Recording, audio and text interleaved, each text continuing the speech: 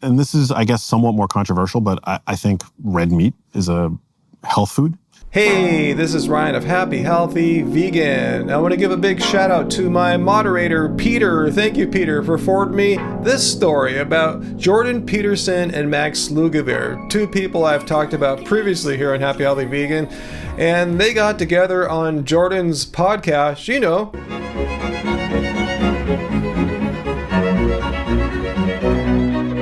And as we'll see here together, it's a giant gaslighting festival, demonizing plant foods and carbohydrates and grains and all that. Today, I'm talking with Max Lugavere, who flew in from LA to Washington, D.C. LA? Did you guys share some California soy lattes? To have this conversation with me. He's a journalist who's become quite a well-known scientific researcher. All right, so that's our first big misinformation there. Max Lugavere is far from being a scientific researcher, has zero training in science, let alone scientific research. From his own bio here, he's a science journalist, far from being a scientist, a filmmaker, an author, and he thinks so highly of himself that he has this whole brand about himself being genius in his book here, Genius Foods. And likewise, Jordan Peterson doesn't have a background in scientific research, dietetics, nutrition, epidemiology.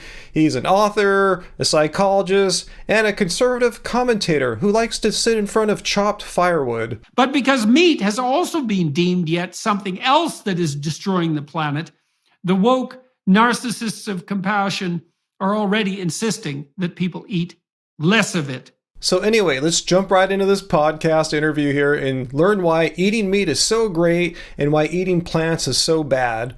Interestingly, many people are not as good at converting provitamin A to retinol in the body. I still think it's a great source of vitamin A, but of provitamin A and ultimately retinol. But yeah, vitamin A is naturally found in animal source foods like egg yolks. I'm not sure if Max is trying to suggest that plants don't have vitamin A, because they do, and don't believe me. I'm not an expert, and neither is he, but let's listen to, say, Harvard T.H. Chan School of Public Health. Okay, so a diverse range of colorful whole foods. Yes. Plants and animals. Yeah. Like, what color would that be for animals? The color of blood?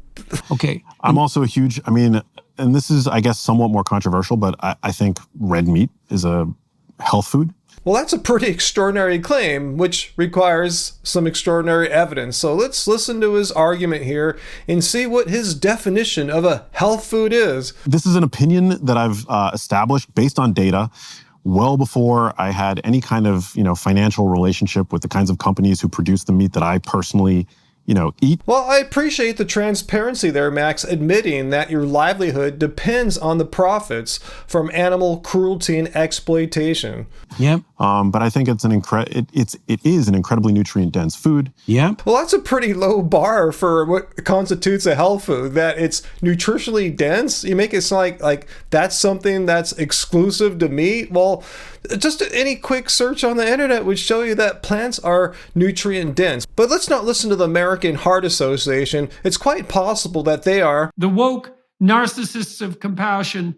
So instead, let's have a look at the very non-woke Health Central, reflecting the basic, boring scientific consensus. And as you see here on the illustration of the most nutrient-dense foods, all but 2 foods are plants. So if nutrient density is Max's primary criteria for what constitutes a health food, well, Max has just made an extremely compelling argument as to why you should eat a ton of plants. Well, cows go to a lot of work to make it. Yeah. Mm-hmm. All those stomachs, right? Right. That they have. Right, absolutely. Then why bother killing the middleman? Just eat plants themselves, get all these nutrient-dense food, and not have to exploit and harm an animal to get your nutrient density that you find so important. And so I think I think that's an incredibly important food. But right, so it's remarkable that that's been demonized. I personally believe Jordan Peterson's a full-on raging narcissist. It's a full-on gaslighting session here. But anyway, let's look at what he's doing here. It's a classic technique of projection. So he feels threatened that there's some attacks on meat, demonizing meat, as he calls it. So all he's going to do for the rest of this podcast is demonize plants. And let's look at some of the things that he's upset about, how his feelings got hurt, about how precious meat is under some scrutiny finally, because now there's such an overwhelming mountain of science, like say here from University of Oxford, study linking red and processed meat to increase risk of heart disease, or the Venice Health 2 studies, which have linked diabetes to eating meat. And how can we forget that the World Health Organization, after having reviewed the scientific research, their scientists have concluded that processed meat, bacon, everyone's favorite processed meat, are group 1 carcinogens, known carcinogens, while Max's beloved red meat, the health food, is a group 2A carcinogen, a probable carcinogen. And last time I checked, demonized foods like grains and potatoes and legumes have not been categorized as any kind of carcinogen. And the thing is, the demonization doesn't quit, because for a long time, I suppose, it was driven by idiot quasi-scientists. Great job there, Jordan, both gaslighting and utilizing an ad hominem attack against scientists in general that you disagree with. And people who are maneuvering in the same domain as the food pyramid liars. But now the climate people have got a hold of it as well. Let's look at a few things that the so-called climate people know about why meat's not all that great for the environment, such as how most of California's water is used to produce livestock feed. And we can't forget that animal agriculture is responsible for 18% of greenhouse gas emissions, more than all of transportation exhaust combined. And by the way, Jordan, most of these references come from, say, like here, the United Nations. I'm just not making this up. This isn't from vegan activists. And furthermore, animal agriculture is responsible for up to 91% of Amazon destruction. But red meat is definitely it's the target of propagandists continually. And that's really not good if it turns out that it's actually useful, like seriously useful for us. You know what else is useful to us to eat, Jordan, which doesn't have the environmental toll as your precious red meat, nor does it involve animal cruelty and exploitation? It's eating plants. Yeah, eating plants is nutritionally adequate, quite useful for us, and this isn't my opinion, this is the opinion of health professionals from around the world who have reviewed the relevant research in nutrition and plant-based diets and have came to these position statements, which is in stark contrast to say what Max and Jordan are doing here, who both have no training or expertise in nutrition and epidemiology and health research, and are making up their own health guidelines based on their own personal beliefs. I mean, you might as well be watching a conversation between your dad and your Uncle Ricky as far as what they think's healthy to eat, because they're both just as qualified as Jordan and Max are, unless your dad and Uncle Ricky happen to be health professionals and researchers. And we have what's the FDA recommended daily amounts, RDA, for carbohydrates? There's no RDA for carbohydrates. Yeah, there's no such thing as an essential carbohydrate. Right. Which is really, that's something to be said repeatedly. Yeah. Because that's really kind of shocking. It is. So Jordan's logic is, since there's no RDA for carbohydrates, you should be alarmed about carbohydrates. They must be dangerous because of that. And in case you aren't paying attention, he's totally demonizing a macronutrient. We have, a daily requirement for certain essential fats, certain, fatty acids like omega-3 and omega-6 fatty acids. Yep. Proteins. Protein is massively important. Yep. Indeed, and as it turns out, plants contain all 20 amino acids, including the 9 essential amino acids, meaning you can eat a diet of all plants and get all your protein needs met without having to involve animal cruelty and exploitation. There's no such thing as an essential carbohydrate, which isn't to say that you shouldn't eat them. Right, but it's very strange that's not essential. Correct. No, it's not strange at all. By definition, because the body can produce its own glucose, carbohydrates are not essential. Essential means something that the body can't produce or create on its own. But don't let their gaslighting and demonizing fool you. Carbohydrates can and are a part of a healthy way of eating, a healthy diet, and the long-lived Okinawans from old days in Japan had a diet that's super high in carbohydrate, probably make Max freak out. And also, you look at the data, and beef consumption in the United States has declined over the past few decades.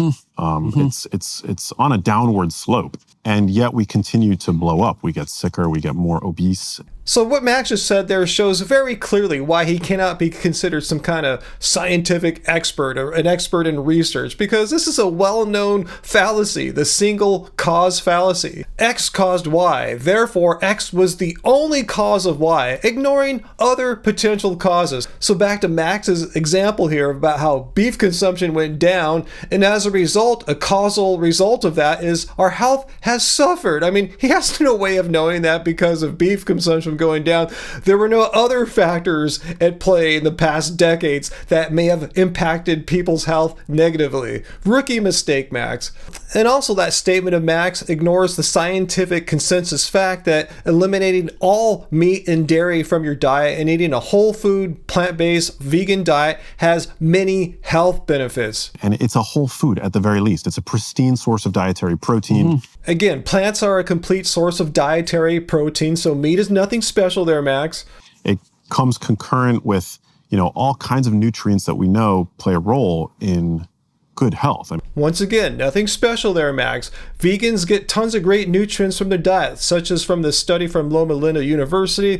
Vegans boast a greater abundance of disease-fighting biomarkers than you non-vegans, Max. Why? Because of the great nutrients in our diets. And once again, health organizations around the world, after having reviewed the scientific evidence, conclude that well-planned vegan diets are nutritionally adequate for all people. But Max makes it sound like there's something magical in his magical meat. It's actually, it is a source of phytonutrients. Most people don't realize this, but the phytonutrients that a cow ingests makes its way into the tissue of that animal. This almost sounds like an admission from Max that eating plants, eating how we eat is better because phytonutrients are produced by plants, so we just eat them directly. Why is Max advocating killing and eating a middleman to get the phytonutrients from them? Just eat it directly. It makes no sense unless you're a big fan of animal cruelty and exploitation, or if you love demonizing plants. Yeah, I think the demonization of red meat is a real shame, and it's a big problem. And the evidence that's used to demonize it is incredibly weak. Right.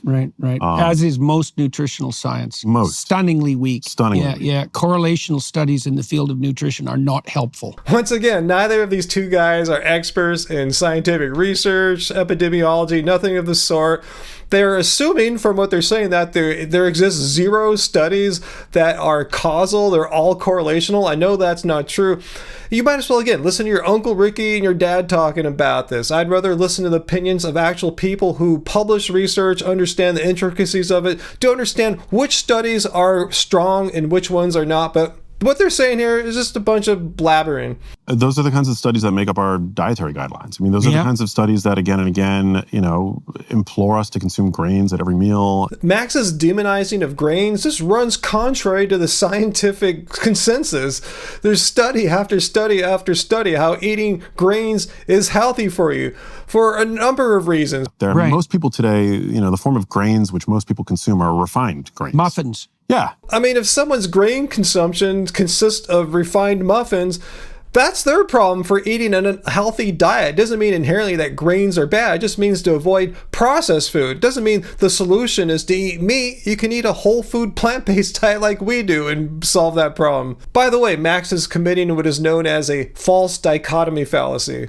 If you actually look at what a grain is, most grains today actually in the supermarket are fortified because they're so nutrient impoverished that they have to have added nutrients added to them to make even them in their basic form serve any sort of dietary value at all.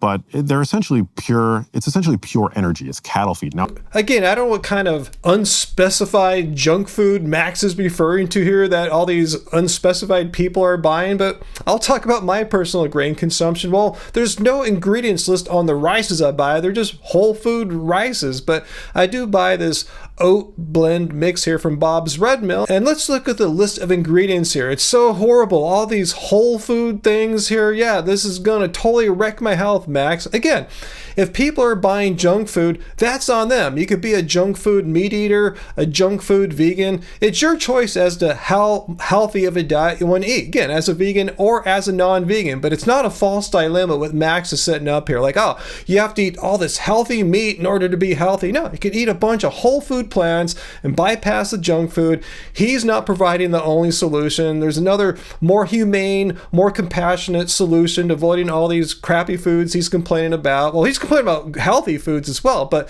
just eat a whole food plant-based diet. It's been scientifically shown to be nutritionally adequate for all people in all stages of life. And most importantly for us vegans, it avoids animal cruelty and exploitation, while also avoiding any carcinogen labeling from the World Health Organization. I mean, I could keep going on. Their podcast total length was like an hour and 44 minutes, so I can't respond to the whole thing. I tried to find the most interesting part, but there were many other things they talked about. The food pyramid, why they thought that was a joke. I couldn't get into that here. So anyway, let me know if you saw their interview. If you want me to cover some more stuff, let me know down below, and let me know what you thought about the points they made here. Did you think they were demonizing plants? They were just projecting because they were all butthurt about their precious meat having some criticism finally. So anyway, leave your questions and comments down below. Hit like, subscribe to our channel, and hit that notification bell to make sure you're notified every time we put out a new video, a short. Angie's putting out shorts all the time, and when we do live streams. And if you're new to our channel, if you're watching me for the first time, come to my Friday live streams, 6 p.m. Pacific Standard Time, especially if you're a Max Lugavere or Jordan Peterson fan, you think I'm totally wrong. Bring your evidence, bring your best examples, and we'll give you a listen. So until next time, guys, remember, doesn't suck being vegan.